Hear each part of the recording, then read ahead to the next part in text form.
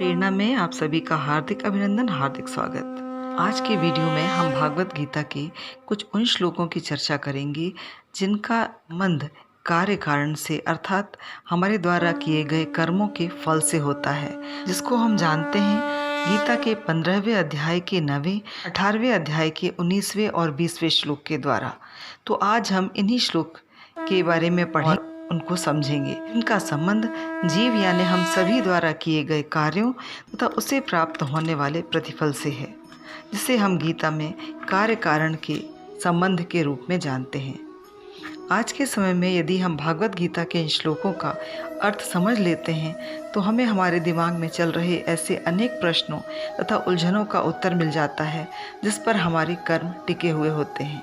हमारे साथ भी जब कभी हम यही पाते हैं कि हमारे अच्छे कर्मों का फल हमें देर से मिल रहा है या नहीं मिल पा रहा है, तो हम अधीर होते हैं और उस विधाता को दोष देने लगते हैं। इन्हीं प्रश्नों का समाधान हमें मिलता है गीता के 15वें और 18वें अध्याय के कुछ श्लोकों में, जो कि कार्य कारण या कर्म फल के सिद्धांत को, जिसे हम हिंदू धर्म में द लॉ ऑफ कर्मा के रूप में जानते हैं, जो बताते हैं कि मृत्यु के बाद आत्मा शरीर से अलग अवश्य हो जाती है, किंतु आत्मा मृत्यु के बाद भी कर्मों का वहन करते हुए दूसरे शरीर को प्राप्त करती है। इसे ही हम कहते हैं पाप पुण्य का लेखा जोखा, जिसका हिसाब मृत्यु के बाद भी खत्म नहीं होता। जिस तरह से पानी में एक छोटा सा पत्थर मारने से पानी में बहुत सी लहरें उठने लगती हैं और धीरे धीरे फैलती चली जाती हैं।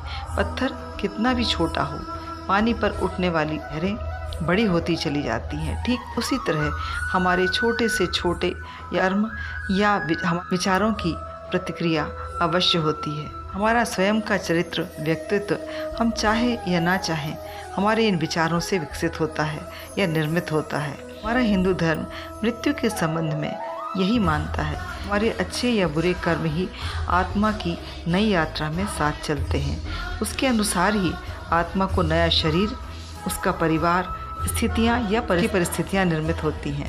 इस विकास की यात्रा में केवल हमारे कर्म या विचारों का ही महत्व होता है। यहाँ तक कि मृत्यु भी इसमें व्यवधान नहीं डाल सकती या सुधार नहीं कर सकती। हम सभी यह जानते हैं हमारे शरीर की बनावट, विशेषताएं हमें अपने पूर्वजों या माता पिता से मिलती हैं, किंतु ये शरीर से संबंधित है। शरीर पर रहने वाली आत्मा तो पूरी तरह से पूर्व कर्म को कार्य कारण सिद्धांत से ही चलती है, क्योंकि आत्मा के ना माता होते, ना पिता, ना सगे संबंधी। वो मात्र कर्मों के आधार पर ही नए शरीर में रहती है। ठीक वैसे ही जैसे घर में एक किराएदार आकर उस घर को ठीक तरीके से नहीं रखता, या कभी किराएदार उस घर को अपने आचरण के अनुरूप से सहेजता है, तो एक बच्चा माता पिता से कौन सी चीज़ें लेता है, उससे ज़्यादा महत्वपूर्ण होता है कि वह अपने पूर्व जन्मों के द्वारा क्या संचित कर लाया है, जो उसका आगे का जीवन तय करेंगे। इसलिए यह माना जाता है कि अनुकूल या विपरीत परिस्थितियाँ जिन्हें हम नियंत्रित नहीं कर पाते, उन्हें समभाव से जीना ही उचित है और उन्हें पूर्व जन्म का कर्म फल मानकर ही जीना जीवन को सरल और सहज बनाता है। आज जिन श्लोकों को हम पढ़ने जा रहे हैं, ऐसे बहुत से प्रश्नों का उत्तर देते हैं जो कि हमें अपने कर्मों के लिए सतर्क करते हैं। जैसे मानव का व्यक्तित्व, चरित्र, स्वभाव कैसे निर्मित होता है। इसी के पश्चात हम अपने अच्छे या बुरे कर्मों से पूर्णतः मुक्त हो जाते हैं। किस तरह से हमारे द्वारा किए गए कर्म हमारे पुनर्जन्म का कारण बनते हैं। क्या कर्म से भाग्य का निर्माण होता है या हमारा भाग्य स्वनिर्मित होता है। क्यों हमारे कर्मों के बाद भी कभी हमको प्रतिफल देर से या नहीं मिल पाता। श्रोत्रम चक्षुस्पर्शनम च रसनम घ्राणम एव च अधिष्ठाये मनश्चायम विषयानुपसेवते। अर्थात जीवात्मा शरीर के त्याग के पश्चात भी शरीर द्वारा किए गए कर्मों का शरीर में स्थित रहकर प्रकृति के गुणों के अधीन रहकर विषयों का भोग करती है, जो कि साधारण मनुष्य नहीं देख सकता।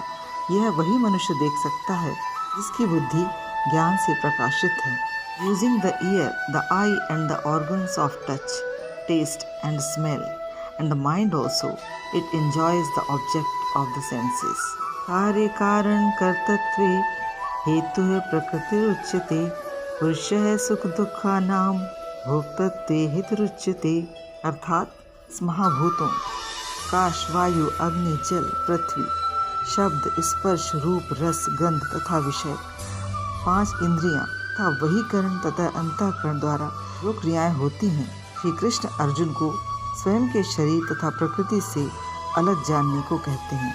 Out of no that matter and soul are both material nature are produce the means and effects, but the soul has brought them about and receives the pleasure and pain. प्रकृति से संबंध जोड़कर मानव स्वयं को अहम वृत्ति से मोहित होकर स्वयं की बुद्धि का मालिक, कर्ता तथा भोक्ता मानने लगता है। श्री कृष्ण आगे कहते हैं कि इंद्रियां, मन, बुद्धि से उत्पन्न विकार, सुख, दुख, विषाद प्रकृति से उत्पन्न होते हैं और आत्मा स्वयं अविकारी रहते हुए भी इन विकारों को प्रकाशित करती है। Which means the soul established in matter enjoys the qualities born of matter. Attachment of this enjoyment is the cause of its birth in good and evil forms.